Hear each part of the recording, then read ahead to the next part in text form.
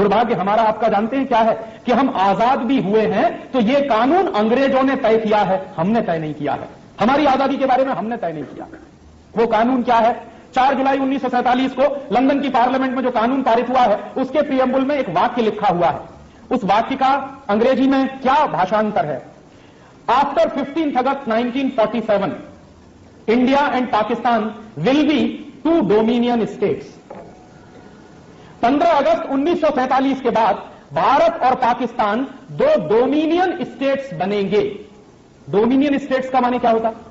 दुनिया के किसी भी देश की डिक्शनरी में आप डोमिनियन स्टेट्स का मतलब ढूंढिए तो उसका एक ही मतलब होता है। डोमिनियन स्टेट्स का माने एक बड़े राज्य के अधीन कोई छोटा राज्य।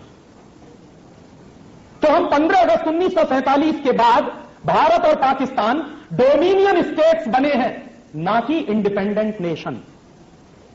और चूंकि हम डोमिनियन स्टेट्स बने हैं तो हैं किसके हम डोमिनियन स्टेट्स? यूनाइटेड किंगडम के या कॉमनवेल्थ के। तो 15 अगस्त 1947 के बाद हमारी हैसियत क्या बनी है?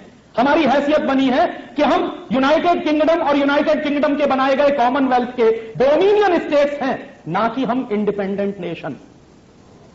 और अगर हम इंडिपेंडेंट नेशन नहीं है तो बात समझ में आती है कि आज भी ब्रिटेन की महारानी हमारी महारानी है, क्योंकि हम डोमिनियन स्टेट्स हैं। और यह बात अगर 4 जुलाई 1947 के कानून से है तो मेरे मन में सबसे बड़ा प्रश्न आजकल जो उठ रहा है वो ये कि 50 साल से इस देश की राजनीतिक पार्टियां क्या कर रही हैं। यह बात तो हिंदुस्तान की संसद में आनी चाहिए थी। शायद पिछले साल आपने देखा होगा 14 अगस्त की रात को 12 बजे भारत की संसद में एक संयुक्त अधिवेशन हुआ।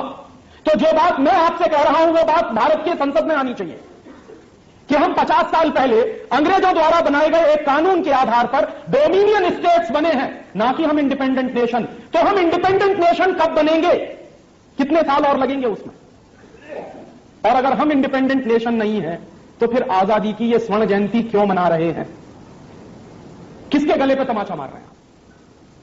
और वो बात जब समझ में आई तो बिल्कुल स्पष्ट हो गया कि रानी अगर आएगी हिंदुस्तान में तो बिना वीजा बिना पासपोर्ट के ही आएगी, क्योंकि आप उनके डोमिनियन स्टेट्स हैं। और इस बात को आप एक दूसरी जगह और देख सकते हैं। जो लोग यहां बैठे हैं इस सभा में, अगर वो वकील हों और वकालत करते हों तो आप भारत के संविधान को उठाकर देखिए। भारत के संविधान में कहीं भी इंडिया एज ए नेशन इस्तेमाल नहीं किया गया है, हर जगह स्टेट शब्द इस्तेमाल किया गया, पूरे कॉन्स्टिट्यूशन। हमारे पूरे संविधान में भारत के लिए नेशन नाम का शब्द नहीं है, हर जगह इंडिया स्टेट के रूप में इस्तेमाल किया गया। तो हम सिर्फ एक राज्य बनकर रह गए हैं, राष्ट्र बन नहीं पाए हैं। कानूनी रूप से हमारी यह हैसियत है।